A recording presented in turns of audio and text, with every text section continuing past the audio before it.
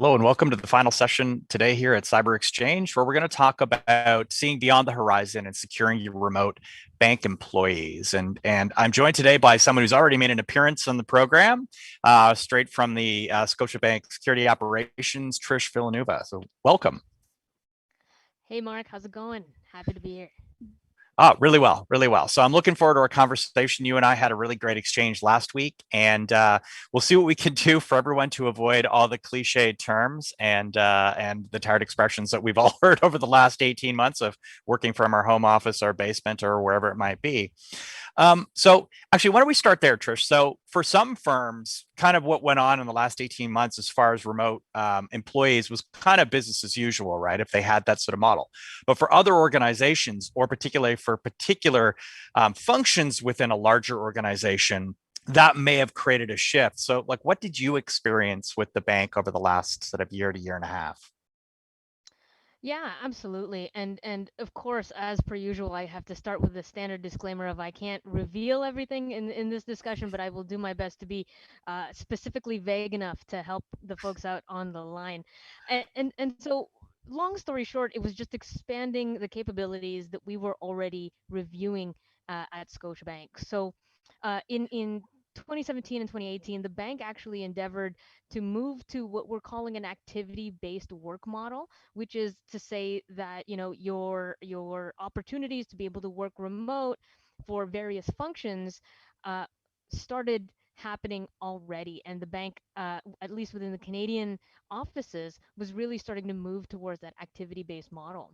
And so when the pandemic suddenly happened, it was a matter of, all right, here are those groups that didn't already get this introduction into an activity based work environment, and enabling them to and expanding that VPN gateway that we typically have for employees that already had that privilege before. So it was just a matter of expanding that existing framework to include the blanket of folks that previously were not able to work remotely. Yeah, and that's exactly what we experienced, right? Was so for those companies that had sort of invested in what we traditionally see, right? So obviously encrypted connections and endpoint technology and so on, it really wasn't that much different. Now, for some of the other ones, there certainly was a scramble, and in the odd cases, we saw some real extremities, like one was a bit of a sort of a self-inflicted denial of service where the company refused to actually buy the sort of the right laptops for their employees to work. This is an engineering firm, and because of that, they actually started using their own tech, which of course is like the absolute wrong thing you should do, right? So this is completely penny wise and dollar foolish when it comes to a security perspective, but that certainly was an outlier. And when it comes to some of the sort of the cheeky things that we saw from the criminals, yes, there was lots of things we saw, right? Pretending to be, or sort of mimicking like the World Health Organization or the CDC or a local healthcare facility or whatever it might be, because of course people were stopped for information back in the beginning. But you and I talked about some interesting shifts as well that you saw with local gangs and criminal groups. And what did you observe sort of over the last year? Yeah, I have the fortunate perspective of being able to oversee Scotiabank's global footprint and being, one of the larger FIs in Latin America. What we saw was, this shift from the physical stick 'em up to a virtual one. And so techniques that we were aware of here in Canada with folks sitting outside in a van picking up free Wi-Fi signals suddenly was appearing in parts of Latin America where perhaps previously local criminal organizations were very focused on physical kinds of financial crimes. Because everybody moved digital, so did they. And so while they were very premature in terms of developing their written English for phishing, for example, or Mhm. because they weren't necessarily taking advantage of specific vulnerabilities in home routers necessarily on a local level, but we did see a lot more folks turn to phishing by way of fraud and scamming individuals, and whether or not it was the end goal of getting your password or your credit card, they moved from the physical channels of finding where the vulnerable people are to digital channels. And when I say digital, and I'm sure this is going to continue to come up as we've open Pandora's box, so to speak, in terms of Hmm. remote work, but channels like we've discussed, which are, encrypted channels. So things like WhatsApp, which is very, very, very prominent in Latin America and parts of Asia, Right. Signal, Telegram in the UK, all of these other avenues where people have gotten used to communicating to other businesses are suddenly being used for fraud. And so that criminal market has suddenly upped the ante in their knowledge of cyber threats. Right, and doing that, right, like using those kind of encrypted comms channels, of course, presents certain challenges when it comes to securing them, right? So, to some degree, you kind of negate whatever you've got in play, like MDM or what, right? So tell me a little bit about how you dealt with some of those challenges. Yeah, so thankfully, the as I mentioned before, the bank was very prepared for a remote work future anyways. We're trying to stay Mhm. competitive in terms of retaining talent. And so as part of that, we're the zero trust environment and that expanded perimeter was something that was Mhm. already in the horizon for us. Um, we do have overlapping technologies as far as MDM Yeah. and securing those endpoints goes. And so while individuals may have these applications on their devices and may use those applications to communicate with customers, right? The way that they interact with the entity of the bank was still largely the same. We still kind of forced everybody Right. through the gates that the bank is comfortable with in having those. But where it does really pose a very interesting dilemma is threat intelligence. So suddenly the availability of people who can join these groups, who can sit in there and listen in to these fraud groups on WhatsApp, Yeah. it becomes more important, and how our intelligence providers and our intelligence partners are solving that solution. And we're all coming up with some pretty creative solutions on that end. Yeah, that's interesting. Of course, that must also affect security awareness training, right? When it and what you provide as example phishing techniques and tactics. And so, what about Mhm. just along those lines? And I want to talk about home security in a minute. Um, but in that case, like, what did you have to do, or how do you deal with that sort of global presence that you're talking about, right? And dealing with things like security awareness training, because I'm sure, or let me ask this: were you seeing differences globally, as in the sort of tactics and campaign themes that you might see in South America? I would assume, or Latin America, were probably going to vary differently from what we would see in Toronto or Montreal or BC. It did, and especially and in going back to that WhatsApp channel, and the reason why it's at the forefront of my Mm-hmm. mind is because it's so heavily used and it's unanimous with contacting businesses down in parts of Latin America. So for example, instead of picking up the phone and calling your pizza place, you would WhatsApp them.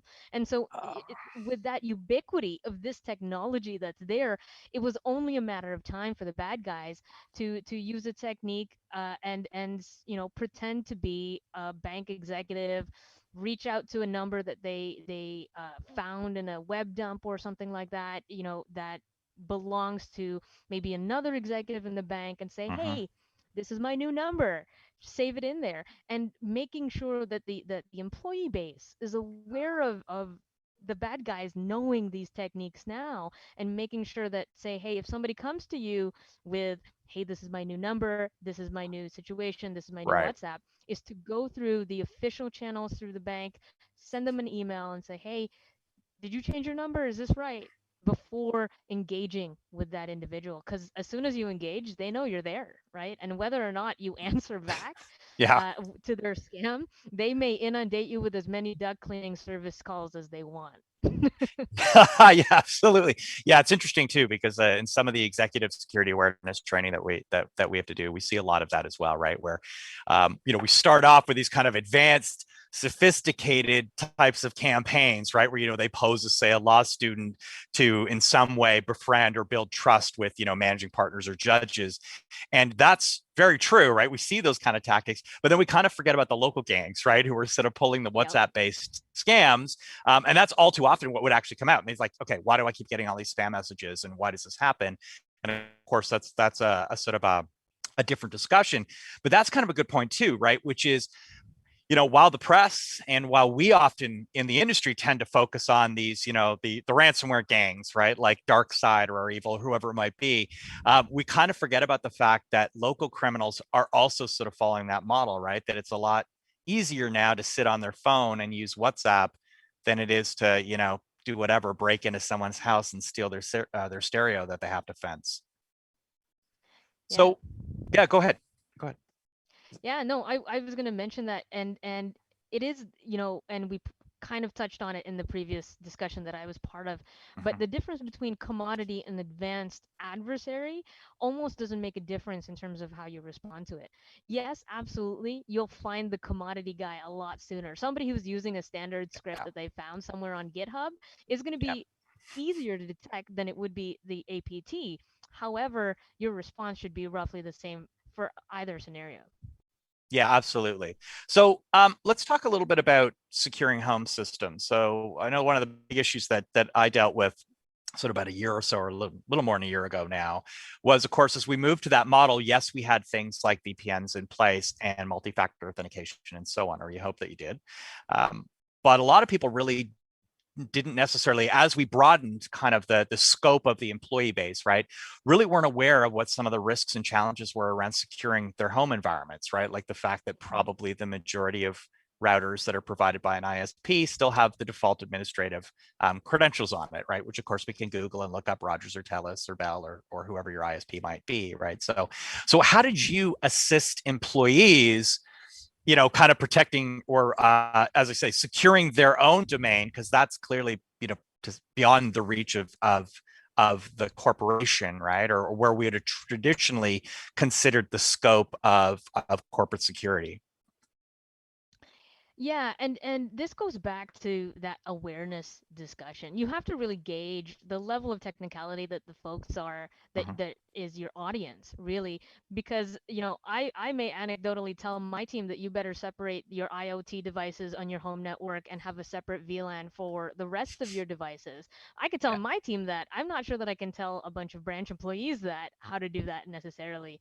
And of course, unfortunately, at least in the Canadian ISP market, we're really beholden to the hardware that is provided by that Right. provider. And if you want to maintain this level of support for connectivity that you're paying for, you have to play by their hardware and you have to use their tools. Mhm. So what can a person that's working from home then do in order to safeguard some of that? Some really basic stuff that I'm sure that we've long forgotten since the first time you set up your home network. You know, as clever as you think you are, and we talked about this, as clever as you think you are with your SSID at home being FBI van 123, Yes. everybody knows that already. The joke is there. We really fully understand that that's you, and the bad guys also don't care. They don't think that you're the FBI. They're not. No one's fooling it.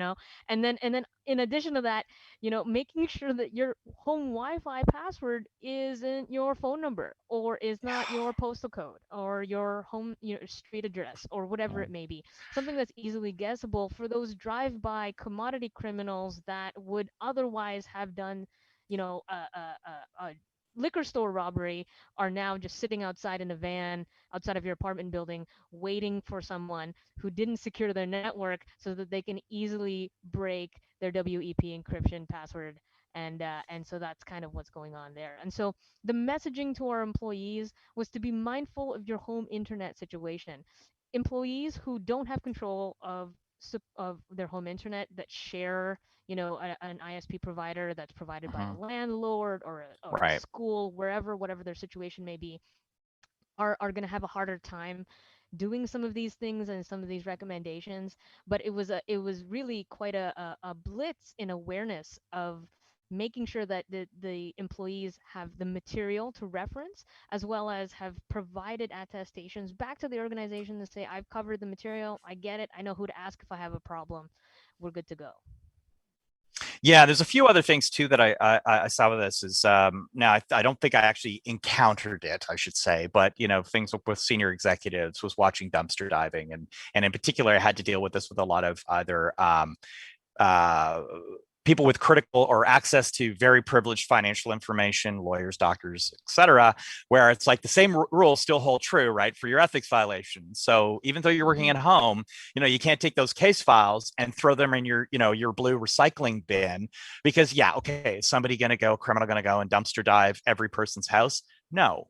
But if you are a prominent individual or a public figure, then yeah, right. We've seen those sort of things in the past as well. And then of course as well, the other thing that we spent a fair amount of time educating on was using things like two-factor authentication or OTP through your personal services as well. And that's all back to security, or sorry, password hygiene, and not having people right reusing their iTunes or Google account for their corporate accounts, and so on. The other one actually that came up too that was sort of interesting was Zoom, and we conducted some phishing, actually just looking at what was in the background, or not, I shouldn't just pick on Zoom, any video conferencing tool, right? And what people had in the background. And, often you have very generic kind of things, and that's fine.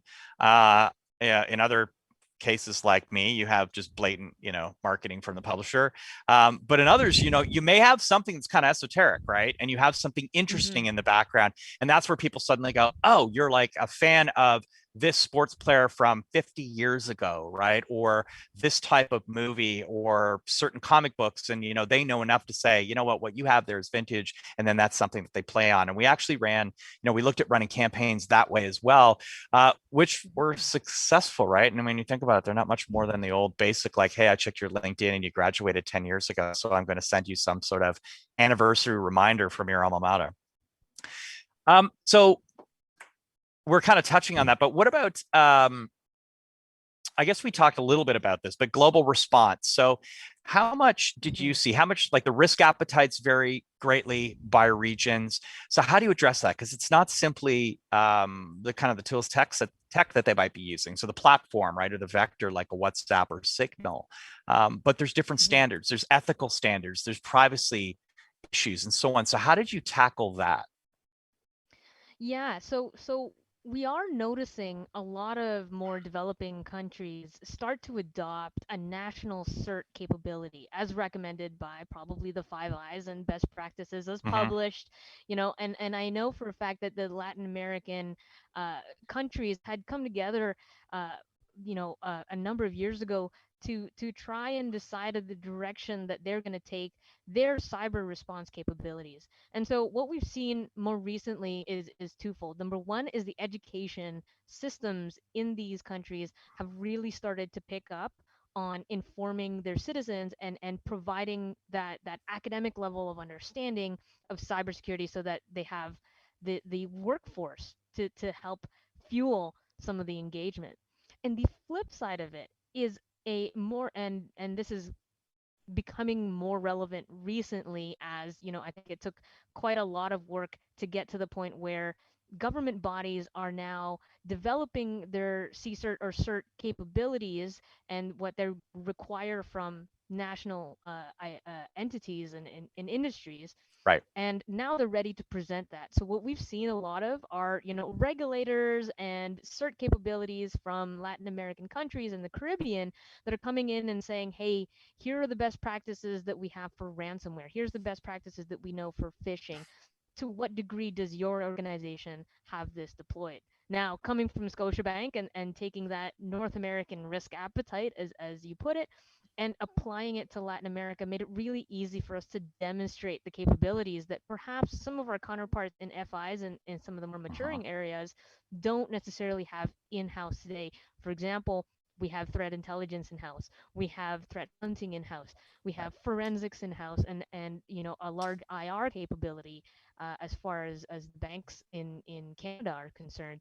And so what we can do to demonstrate and help bolster that in some of our in some of the regions, south of the border from us, is only going to help and strengthen the overall response of all FIs globally, right? I'm a big proponent of sharing information Uh-huh. and our capabilities between the organizations, and we're involved in discussions in many of these countries, Mexico, Chile, Peru, Colombia, etc., where they're developing what would be the equivalent of the Canadian Bankers Association here, CBA, something to that effect over in those regions.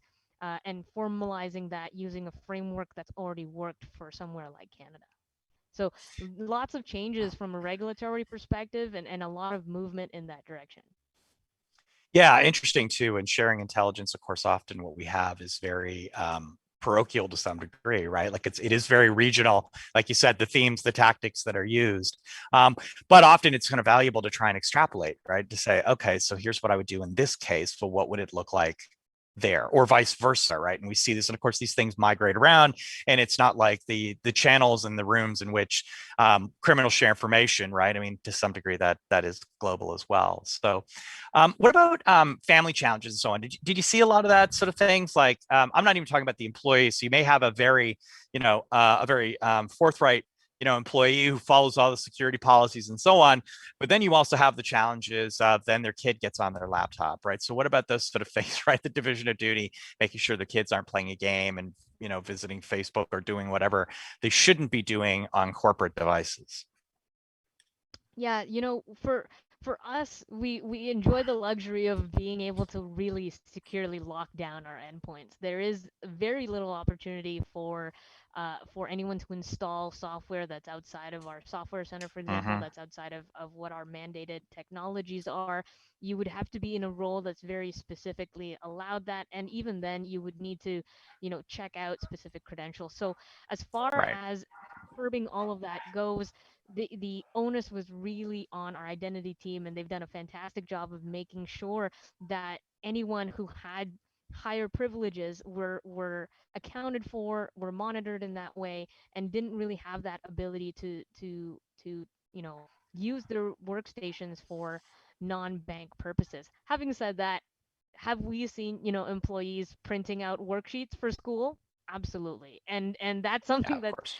come up, and we're like, what is this image? Is this some kind of OCR next level encryption technology? Is there some kind of encrypted message in this image? And no, really it is just a coloring book for a child. That's all it is. And so That's exact. there's It's your been a kids. few false alarms. Yeah. It's their report card, right? It's yeah, Yeah, yeah. exactly. And there's nothing hidden in the image. It's I really know. just that. Yeah. And so very, very few opportunities to do that. But what was ubiquitous in the organization was the rampant presence of the new tagline in everybody's signature that says, "My working day may not be the same as your working day. Mm-hmm.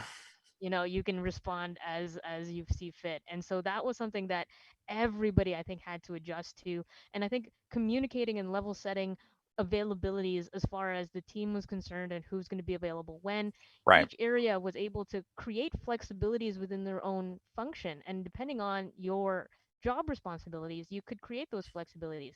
It was just a matter of communicating those clearly and setting expectations to other teams you may collaborate with, and making sure that everybody's on the same page when Joe doesn't Mm-hmm. work, between these hours because of Yeah. childcare reasons.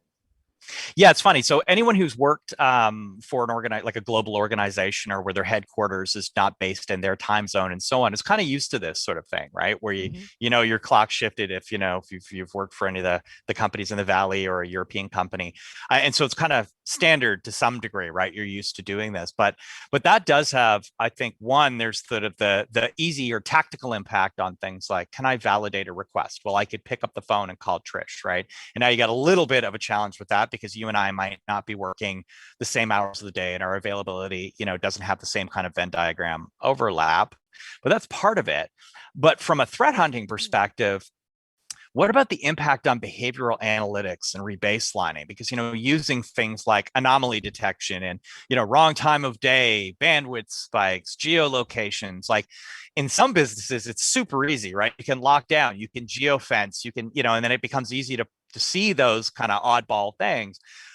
But when it's global, when you're radically varying even your sort of your geographically co-located user base, their time of day, like how does that affect that baseline? And how do you go about redetermining what is normal and what is aberrant? Well, in this pandemic and the responses of a lot of organizations globally, at least it made one of those things a lot easier in that nobody was going anywhere, and so geolocation really became, you know, finite, right? You're Yeah, no here and you're travel. not going anywhere. There's not a lot of travel that's going on, and any amount of travel, especially because in Canada the restrictions around travel were present, then it made it like very very few and far between of somebody moving Hmm. geographies and so that really simplified that aspect of it. Where you're absolutely right, and it may have had changes was that scheduling. Not everybody's keeping bankers hours anymore because of the challenges in your home life and what's kind of going on there. And so the good news on that side was we didn't really have a whole ton of that to begin with because of Hmm. roles and responsibilities. It was very specific areas that were shift work, and so and so was on what shift or whatever it may be. Yep. But by and large, from the corporate functions that exist at the bank, there wasn't really a whole lot of that because we all understood that every once in a while, people are working till 6, 7 p.m. in the evening, and Yeah. nobody should get a slap on the wrist because of that. And so as far as behavior goes, as far as that low hanging fruit of what can be determined based on the metadata that's coming at us from our network tools, it didn't affect that necessarily too much. Where we did see a lot of changes in the baselines were the connectivity problems that were going on. More and more were calls to our endpoint help desk. More and more the help desk team Hmm. were trying to work with individuals, and because of that home internet situation, that was going up and down and up and down. And so somebody connected to a troubleshooting session may have their internet drop for whatever reason because someone on the other part of the house decided to start playing a very bandwidth heavy video game. And Yep. we've that those challenges were kind of all over the place and fairly rampant in the organization, and I'm sure that a lot of other organizations saw the same thing. Yeah, so this is a good question too when you're talking about sort of co-located operations and traffic within a house, right? For mine, for example, obviously my wife is working as well as is one of my adult children, and the other one was in school, right? So there were up and down demands, and I rather suspect that Netflix was playing in the background in all cases anyway. Um, but it's not just that, right? So there's sort of like your load and the pipeline, and and can you handle it? But what about things like confidentiality? And this is something again that I had to deal with specific officers of companies, or as I said, licensed practitioners, where it's tougher to have that confidential call because it's not inside the brick and mortar of your building. So what happens when you're exposing that? So how do you deal with that? Your kids running by, or whatever. Like, did you have what sort of policies and training and so on did you put in place to help support those employees? Yeah, we did, as part of our annual awareness training for our employees, and as well as, the annual re-up of training Hmm. in general for in terms of code of conduct and the policies that the bank has. This year it was a lot of scenario-based examples. In this scenario, so and so is in the room and Yeah. someone overheard some confidential information, right? Those kinds of examples and walking people through those scenarios and why it may not be appropriate is really the best educational tool from my perspective. When people understand that the confidentiality, your spouse may not necessarily use this information, they may not necessarily know the technical details of it, but because of that, we made people aware of their environment, and it's really important. That's really challenging for some people who are sharing spaces, who may be in a smaller condominium, for example, with a spouse or a partner that's also working remote Yeah. and may have a whole group of kindergarten kids. So there are a couple of telltale signs and hints that you can do as a facilitator of a call that is confidential to make note and preface the conversation. Say, just to remind everyone, what the material that we're covering as part of this discussion is, privileged and confidential. If you are on speaker, please remove us from speaker right now. Please put on a headset if you haven't already. And prefacing that conversation just to remind everyone that the conversation that we're having, even though it's verbal doesn't necessarily mean it's any less confidential than an email that might come across your desk, and or a document that might come across your desk, and you don't want, for the same reasons that you don't want your significant other to be able to see that kind of information. It would be roughly the same with them overhearing it. And so we saw a shift in our awareness, in our education and training of employees to scenarios. In this scenario, the most appropriate response is to do XYZ. Yeah, good question. So I'm going to throw a bit of a curveball. It's a related topic, but what if it turns out those ears aren't human? So one of the issues that we saw rise was, smart, monitor or active, listening devices, right? So Alexa or Mm-hmm. Siri or your watch or whatever it might be. So how do you deal with confidentiality and even just privileged operational information when it comes to the fact that our we live in and work in smart homes now? I'll do you one better. I'm sure your phone is listening. And so Oh, wow, yeah, how do you absolutely. stop that, right? That's right. And in the same way that the rest of my smart home settings will respond when I say, "Hey Google," my phone will do the same. And so for us, we do, as cyber professionals, I personally have, Wiresharked my own Google Home just because I was curious as to what it was listening to, and to what Yeah. security settings it was able to retain some information, because I was super conscious of exactly the same problem as I was introducing this technology into my own home. Now, as I mentioned at the beginning, and I joked about it, but I am a little bit serious when it comes to my own home security, is that we've segregated the network, at least at home, away from the IoT things. And so that is challenging for people who want to like cast to my TV, but it is a, it's a pros and cons list that ultimately you have to determine for yourself at the end of the day, as to which devices in your network that you trust, and things like that. And so we do encourage employees to set aside and make sure that their confidential working area, if it's separate from your standard quiet work area where you work on documentation and reports, and you just kind Yeah. of sit there quietly with your headphones in. If it is different, if it's a different space, you run to your bathroom, whatever it is, where you're being secure, just make sure that you turn off the microphone on those devices if they're not on a separate network. And then in addition to that, I think everybody needs to practice good hygiene as far as their IoT connected devices goes. Most devices, especially the ones from the big manufacturers, Google, Amazon, will have settings in terms of clearing the history, clearing the cache, clearing the Yeah. cookies. You really need to be mindful. The default is keep it forever. And so they do give you the option, but they default with keeping your data. And so if you're mindful of these things, if you're aware and curious and poking around, absolutely encourage all of your employees to be aware of those, and to be maintaining their own hygiene of what Google and some of these other Apple is tracking of them as well.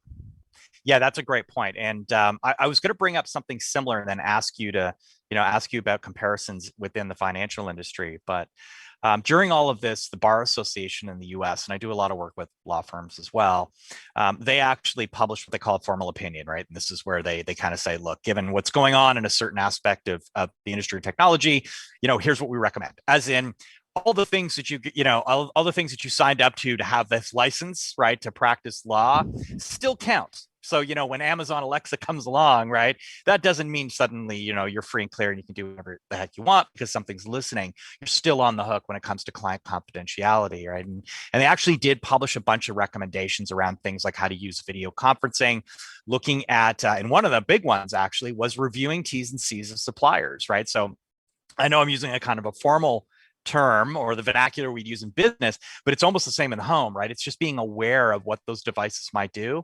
And and I want to unpack something you said there, which is the trade off, right? So it's understanding, is it convenient to be able to, flip a TikTok video from your kids onto your TV so you can all watch? But that comes with risk, right? So you really do have to decide if whatever that benefit is truly worth it. But in terms of our conversation, what have you seen? Like, is there anything like that has come out from any of the financial regulators or governing bodies, like the ones you mentioned already, where they kind of either reminded you of obligations or made recommendations?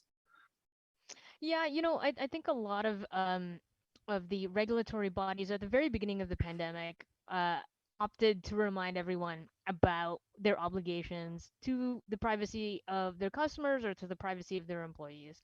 And that kind of just came out through the channels that were already pre-established. And Mhm. again, it came out as a memo. Hi, we know you know this, but Yeah. keep this in mind as you plan to bring your workforce remote as a result of the response to the pandemic, which was an absolutely reasonable and fantastic thing that those organizations were doing. Oftentimes we took their recommendations and would tweak and specify things that are more Yeah. relevant to the line of business or the organization that's there. And things like was mentioned in the last chat, things like enabling the traders who have a higher obligation Right. to be monitored and have particular requirements for ensuring that there's no funny business going on under the hood. Those areas needed um, to double up, so to speak, on their attestation. So a lot of people were attesting that I understand my responsibilities of maintaining my home network security Yeah. and making sure that my confidential work remains confidential. You sign off on that in a little piece of paper, send it back to your people manager. And then there are parts of the organization with additional obligations that need to do that at a more frequent basis. And so depending on the line of business that you're working in with and the obligations that you have to your customers, I would recommend to do that reminder a little bit more frequently than you would in a Mhm. regular, business brick and mortar situation. Yeah, it's a great point. And then I think also look at a cadence or sort of a response mechanism depending on what's happened or the magnitude. So if something does come to light and it had an impact. For example, a trader's listening device listing and somebody was able to front run trades based on that information. That's the kind of stuff that regulators get really upset about, both north and south of the border and on the other side of the globe. And that tends to be something we're going to pay attention to more quickly. But actually, what about in that case too? What about some of the vulnerabilities we've seen? Like, okay, let's skip SolarWinds here because that's not going to affect them. But the recent Microsoft, the Prince Spooler issue, right? So is that something that, while you obviously would deal with that within the corporate environment, is that something you're now sort of providing support to your employees to also deal with, obviously on their corporate devices, but again, any home-based device that may end up creating a vulnerability?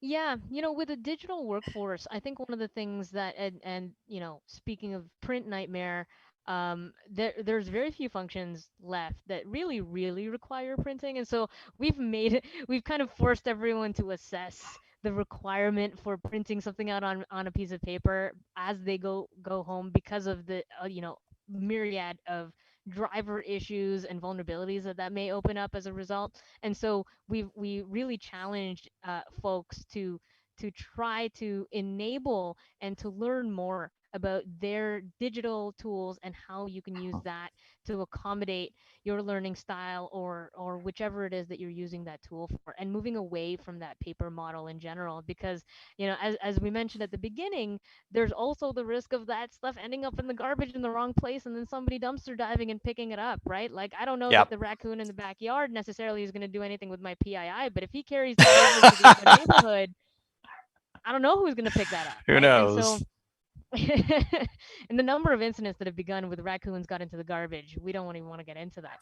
But That's right. it's a privacy nightmare in my opinion. But It's having like said business that, cards being dropped at trade shows. It's the same thing, right? You can pick exactly. them up and it's a world of fun. Exactly. And then all of a sudden you have all of this information and then executives call me up and say, "Trish, how did this Right. marketing team get my card? Do you remember that TV that you threw your card in for? That's That's where right. that went." That's right. I bought it off of a Was it worth panda, the or TV? I bought it off of a raccoon in a back alley, and yeah, now I'm after you. Yes, So, that's what we call the underground market now here in Canada. absolutely. So, what about things like endpoint management? So we talked about MDM a little bit, and of course, there's Hmm. next generation AV and EDR, endpoint detection and response, and so on. But what happens when you've got sort of a technical issue, right? So let's say we have a question came in, an employee, their device ceases to work, they're still trying to do their job. Can they flip to a temporary personal device? Is that something you allow, or obviously you can't expose your policies, but what would you recommend around those kind of situations if they're waiting for the delivery of a new device, a replacement system, something like that? as you know, and this is not, reflective necessarily of the bank. In my opinion, it's a no go. It's an absolute no go, especially with when it comes to some data. And part of the area that I overlook and in the bank is, data loss and data management, and protecting the data that is either proprietary to the bank or belongs to our customers. And so we are custodians of this data. But Hmm. having said that, our stance on it is that it doesn't change, and the obligations that we have to protect this data, whether or not you have been enabled with that or not.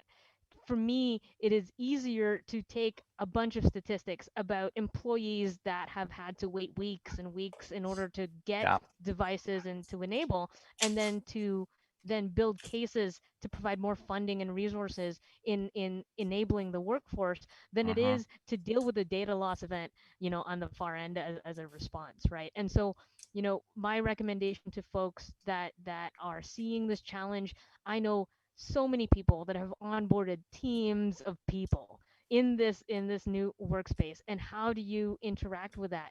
you know in the banks, we have the added benefit of the brick and mortar banks that were considered essential here in Canada. And so whether or not there is some sort of pickup situation that's done through that area and that you can enable, because the branches are also part of our network, and you get your ID going from that remote setting, and all of that stuff. And yeah, I gotta say, I'm sure that our cost of FedEx and shipping things overnight has grown exponentially as a result of everybody being remote. And between offboarding and onboarding employees, I'm sure that has really kind of worked. But it has forced us to kind of assess our policies, and the level of flexibility that you had prior in an office setting is no longer available now. And whether or not that's going to be a permanent solution for the Hmm. organization or a permanent solution for each function is up to each function as the return to work endeavor is continuing. But it ended up getting tighter ultimately because of the expanded perimeter. Yeah, so that's a great point. And I think when we look at any kind of any maturity model for that matter, but if you're talking about security specifically, right? When you have challenges like this, it's the controls that get you through and the things you rely on. You don't abandon them because the game changed slightly or the weather isn't what you want it to be, because that's Mhm. not mature, right? That means you're going to fall back to some kind of ad hoc methodology, and that's generally where unfortunately, if something bad can happen, it will, right? And Mhm. and I do think companies could adapt, right? So you're right. There are service providers. You can, buy your laptops from whatever that supplier is, Mac, Mac, Windows, it doesn't matter.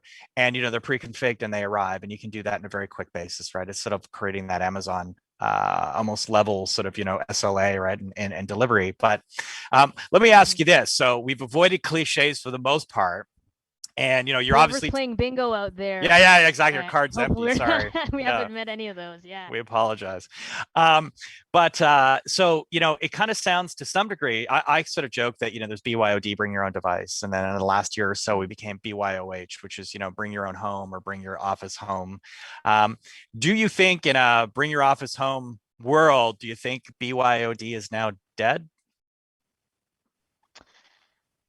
That's a great question. And I guess I'll or should answer it it be? this way. It's, if you are looking at reconsidering your BYOD policy because of an expanded work from home, then was your original BYOD policy sufficient to begin with? Yeah, it's great. It's a Did the great point. technology that you employed already, if it's not prepared to do it for everyone, wasn't mature enough to implement in the first place? And so that's the challenge that I say back to that question. Are the folks that are looking at BYOD and say, okay, how did Hmm. you how did you protect BYOD?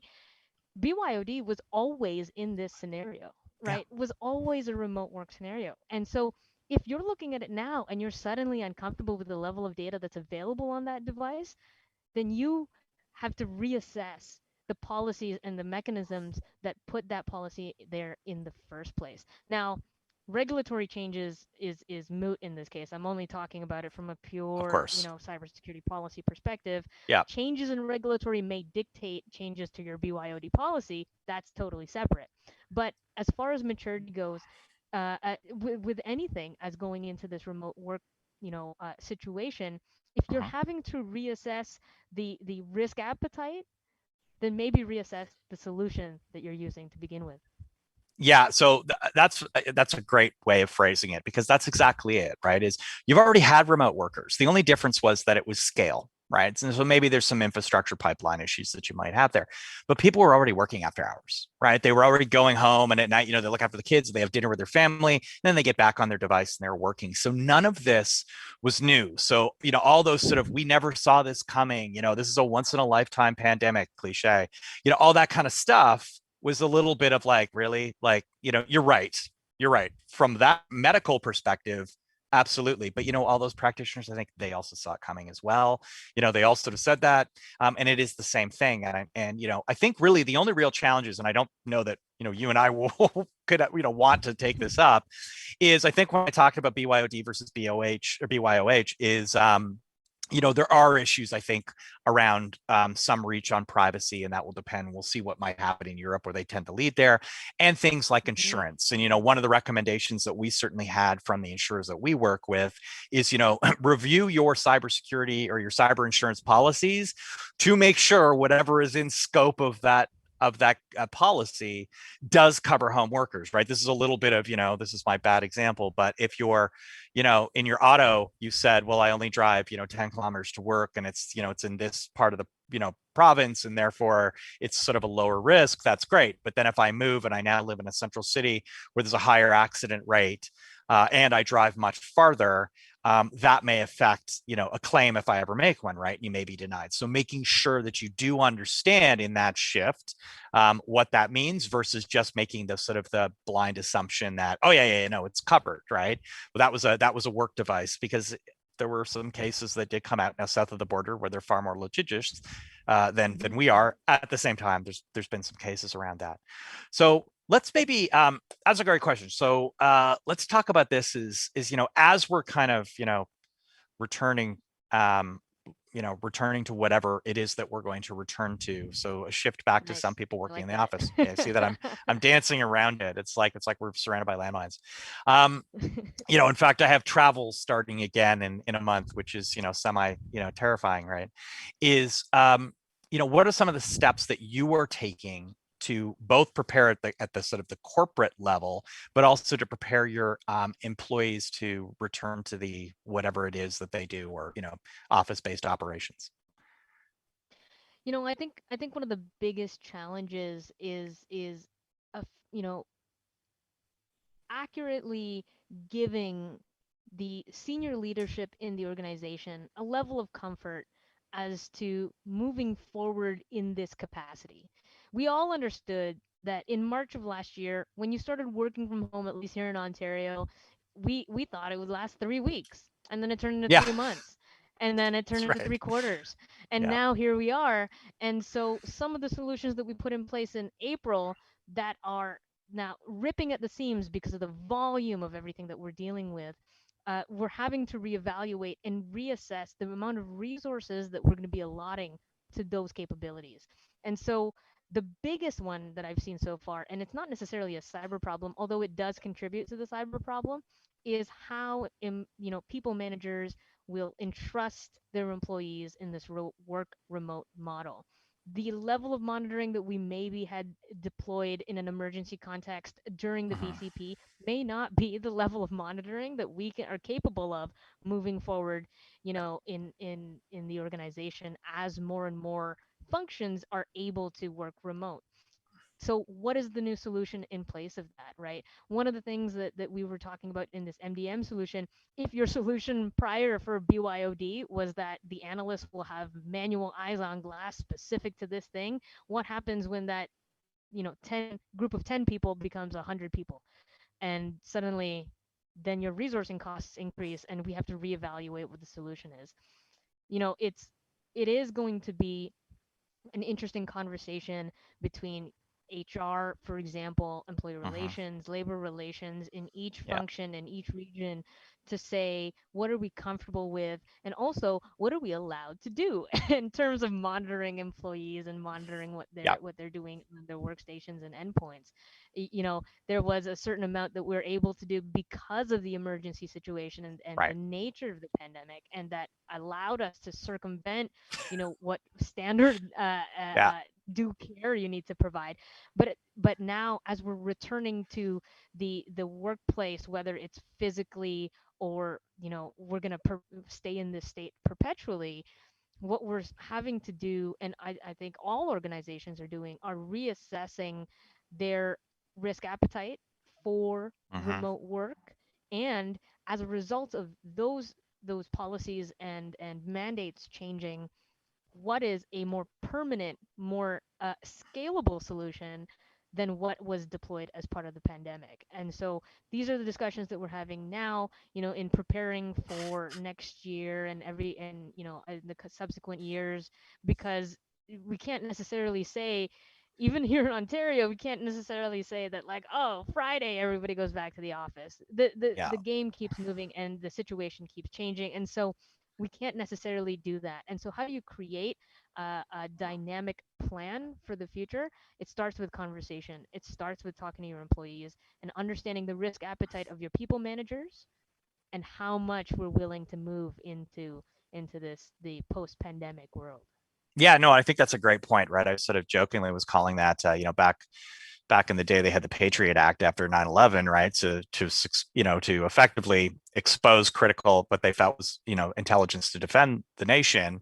It's a bit like the Pandemic Act, right? Like we all sort of, I think, intuitively just went, look, we got to do what we need to do here, right? Nobody wanted to lose their job. We didn't want businesses to shut down. So we all kind of collaborated, which I think was fantastic. But you're right, moving forward, I think we will have to look at that, and framing it as risk is absolutely the right thing to do. Just because you can do it doesn't mean you should, or conversely, just because you're not doesn't mean you can't in the future, or shouldn't in the future, right? And even phasing it back, like saying, rather than, you had a tsunami, I'll rush out the door, as you say, right? It was one day, suddenly we were lining up at grocery stores wearing masks and couldn't leave our homes. um well, that's not happening here, right? We do get a bit of a forecast and a prediction of what's coming. So you're right. Rather than, on Friday we were all working at home, and on Monday at 9 a.m. I expect you to be back in our office, and you create that sort of IT tsunami disaster that can occur. There's ways of kind of phasing that in. So Yeah. we've got about 7, 8 minutes left. So I just want to ask you here, get your crystal ball out or whatever. And I realize that your thoughts and views and opinions are not those of your employer. Um, but what do you think is going to happen in 2022? Like what kind of threats or attacks or, Mm. general badness do you think we're going to see? So we're already starting to see some of it, in my opinion. Mm-hmm. We're Yep. starting to see the governments be more involved in cyber response and the Yep. capabilities. You know, I was just having this conversation earlier with a colleague, and you know, whether or not you think that the executive order coming from the administration in the United States Mm-hmm. was effective in preparing organizations for the possibility of ransomware, or if it was just, you know, uh, chest puffing, so to speak, by the Yep. administration saying, "Hi, we Yep. care about this, and we know you guys are in trouble, and we're here to help." But you know, when you look at the actual executive order, it was very underwhelming for a lot of security professionals because it wasn't anything new that we didn't already know. Yeah. And so when you look at that and you see the kind of pressure that the administration in the U.S.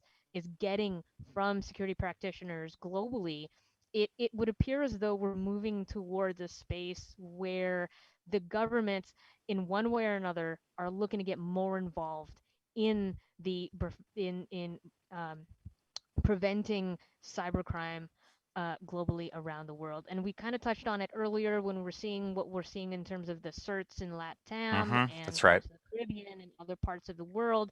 They, you know, it used to be that the developed countries, the Five Eyes, were there and they were prepared and they had this maturity level and they were all just fighting with each other. And nobody cared about the little Senegal or Yeah. the Mauritius island over here. And they were like, we're just going to keep doing what we're doing because nobody's looking at us for any of this stuff. But the pervasiveness of of the ransomware attacks Yeah, and the phishing attacks that are going on globally, there's nowhere to hide anymore.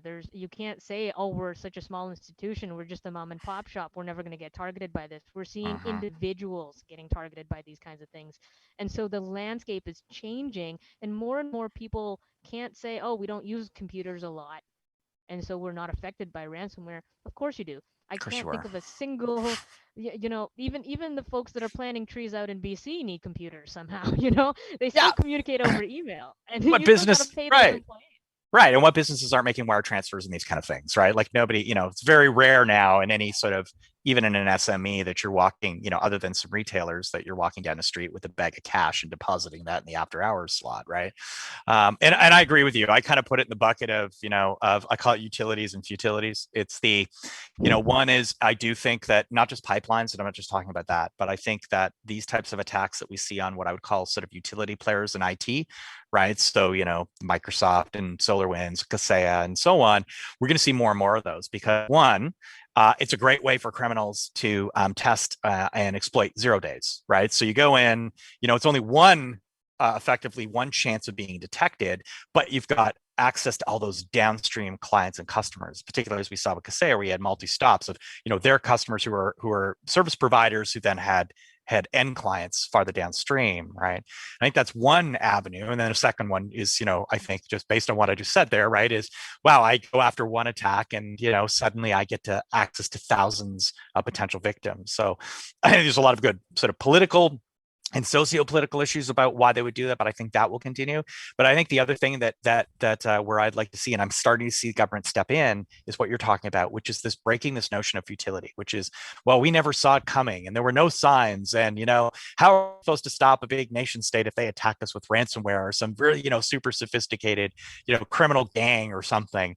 And the reality is there are signs, right? There are things that go on, and in fact, I was dealing with one organization who literally that week I was talking about that, going like, here's things that occur that you can infer something might be going on. And then of course they got hit over the weekend and called me back and they're like, yeah, somebody saw some of that activity, they pulled a log and they sent it to me and I said I'll deal with it on Monday, right? And it was too Yeah, late. I tell folks all the time in terms of developing policies that just because you didn't think of it doesn't mean no one else will. Or, Oh just yeah. because you don't have that capability doesn't mean someone else will. And of course, inferring data that's inadvertently shared because of random channels. We saw the mapping of military bases in the United States because of people's Fitbits, right? Yeah, the Like, unintended consequences, right? Absolutely. how did you know that? Yeah. And so there are these unintended consequences, and so there's early warning signs. It's just a matter if your security team is equipped to catch them or if they're suffering from that alert fatigue.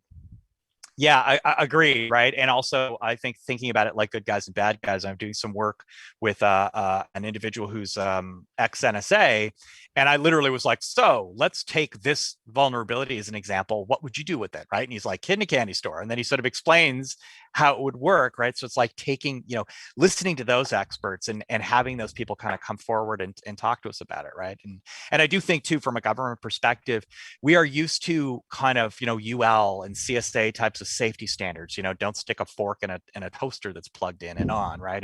And those kind of things, right? Don't stand in a puddle of water while you're unplugging an electrical device. But we need to start thinking about that in virtual terms, and so does the government, Hmm. right? You almost Hmm. need that equivalent of those warning labels, danger and caution and so on, in a cybersecurity facet that creates a bit of a, I wouldn't quite call it, say, security by design, but for a lot of these devices, particularly the ones that are pervasive in our homes, security by default, right? It Yeah. has it has to have two-factor authentication switched on, right? You have to go and, effectively unlock all your doors because they always auto lock themselves. And I think that's one of the steps. But we have about 2 minutes left. So Trish, real quick, what recommendations would you have for execs and small medium-sized businesses? Like, what's the best thing that they need to do to protect their organization as their employees pour back to work in the fall? Joke. So that's a very loaded question. There's a million things that everybody really needs to be aware of. But ultimately, something that cannot get enough airtime is awareness, right? The Hmm. more people understand the opportunities that the bad guys are taking, or where they may be vulnerable in terms of their behavior, not just the technology vulnerabilities, but the behavioral vulnerabilities Yeah. that are there, knowing every day that you maybe take a lunch or whatever it is, and inferring that kind of information and how a bad guy may use that information against your organization, empowering your employees to be more cyber aware really and truly has to be, you know, a mission for all of us. And whether you're on the red side or the blue side of the cybersecurity story, Yeah. at the end of the day, the more of your relatives that you can reach out to and make them aware of these consequences and Yeah. the changing landscape, the better equipped everyone will be in order to defend against them.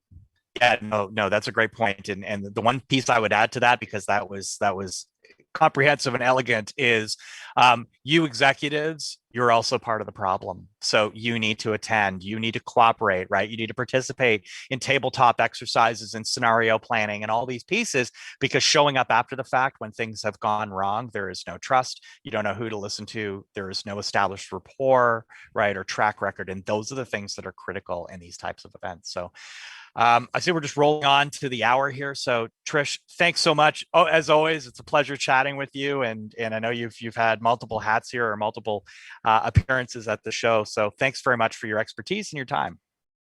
It was a pleasure chatting with you, Mark, as always, and thanks everybody for joining us today. Really appreciate it. Yeah, fantastic. Talk to you Thank guys you. soon. And we'll talk to you soon. We'll throw it back to the organizers.